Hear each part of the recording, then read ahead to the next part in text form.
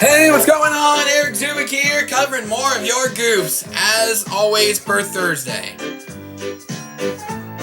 Meanwhile, we got a bit of a misconception and a lot else.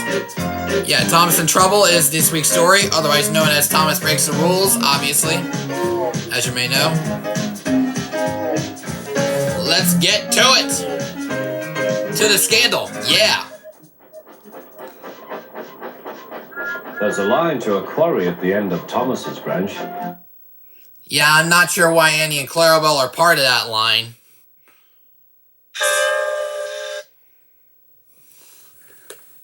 Yeah, I don't really know if that's a goof or not. Seriously, I don't remember coaches being behind trucks, though. Goes for some. Let's see if there's a...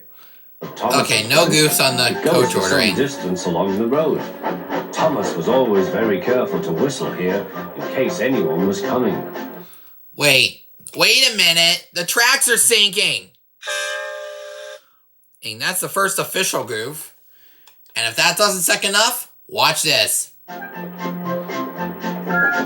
Wow, frozen wheels. What, is there ice on the tracks when there's no snow out?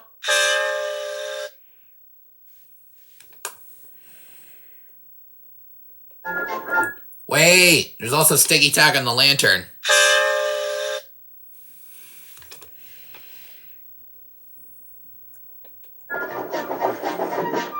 Early one morning, a large policeman was sitting close to the line.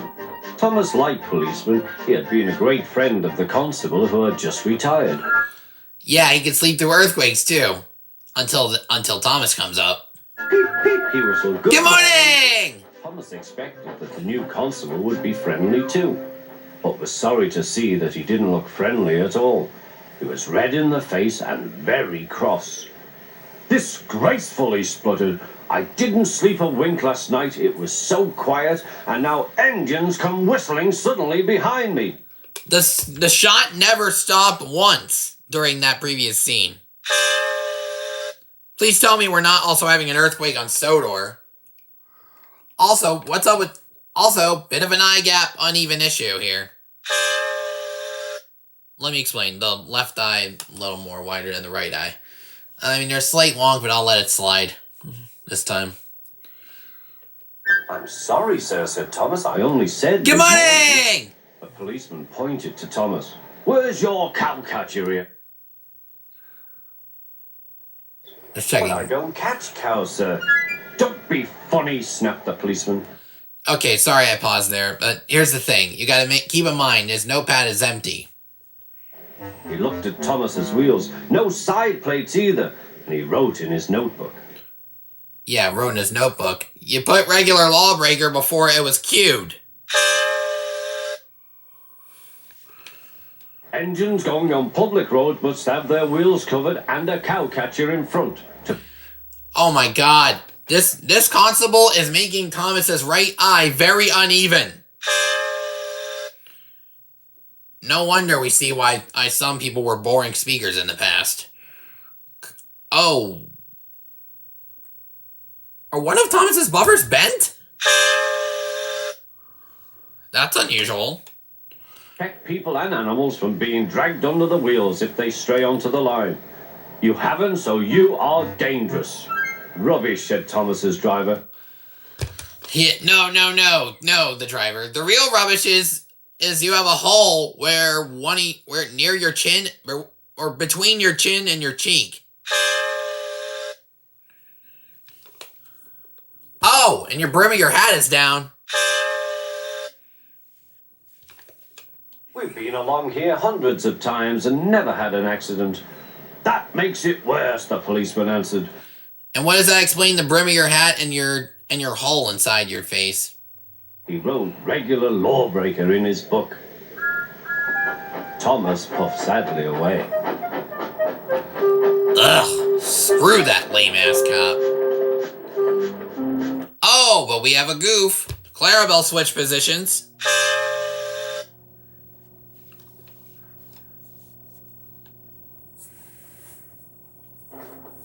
The Fat Controller was having breakfast. He was eating toast and marmalade. The butler came in. "Excuse me, sir, you are wanted on the telephone." "Bother that telephone," said the Fat Controller. Okay, for the record, some of you may know this, but if you slow it down and a little bit, you can tell that it's actually Ringo Starr he's narrating. That's what Top Matt is speaking to. Funny, he's speaking with the narrator, predict the next outcome of the story. Boy, do we want to know what happens then.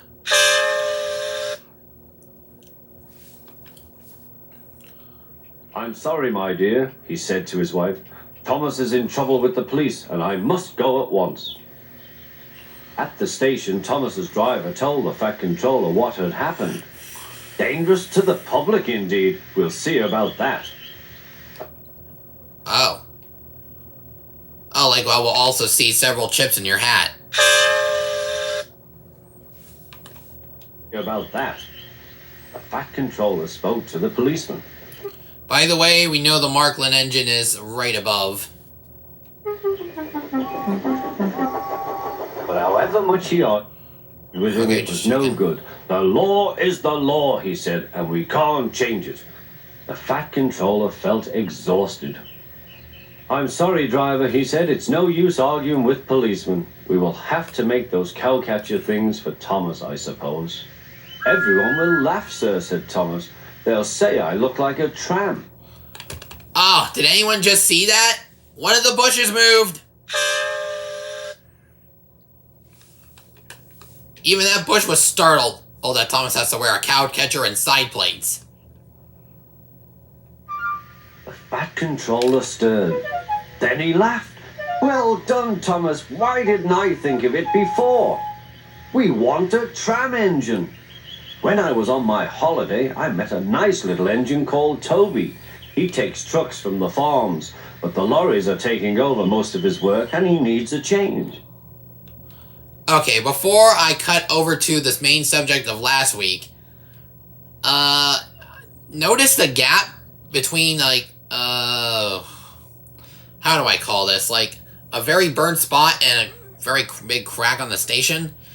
Is it always dismantled, or is there something very unusual about that? Leave a comment if you know what I'm thinking. Oh, wait, the stairs are uneven as well. Oh, I forgot, the lower step is actually broken. And that's why it's facing more diagonal than usual. Change. He has cow catchers and side plates. I'll write to his controller at once.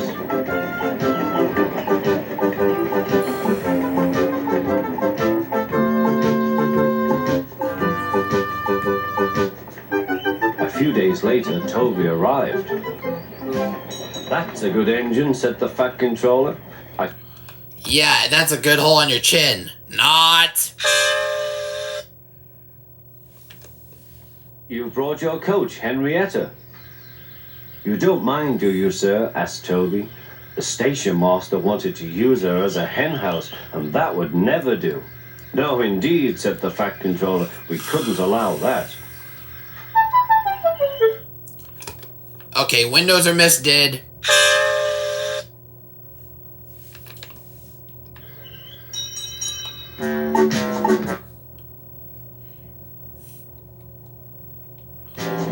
He looked like his faceplate was about to fall off.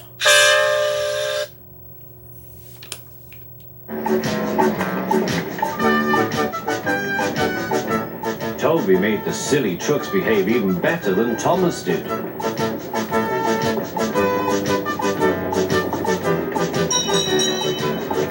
Oi, you! Wait a minute. Oi! Wait, the constable has a hole in his neck. No wonder we couldn't see that side of him before.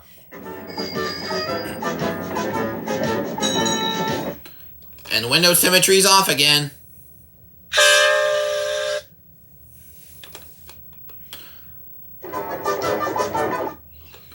Also, his faceplate's not even either. It looked like it was going to fall off in the previous scene, but now it looks like it's crooked.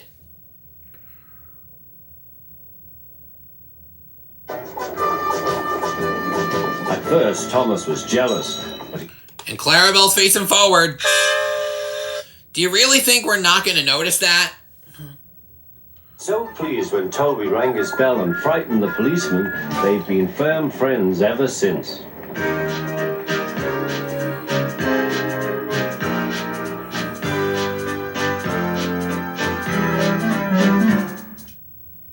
And that's the end of the story, people. If I missed any goofs, leave a comment down below. Do not forget to like this video. And do not forget to subscribe if you haven't done so already. Next week, we got probably a different season and another kind of startling bit of news. And no, it does not involve a new engine at all. Oh, you'll see what I mean. Either if you grew up in the early 90s, before I was born, or if you... I'll get to it when I get to it next week. Anyway, it's been Eric Zubik. Catch you guys in the next station. And it's definitely a different station of a different kind. All aboard!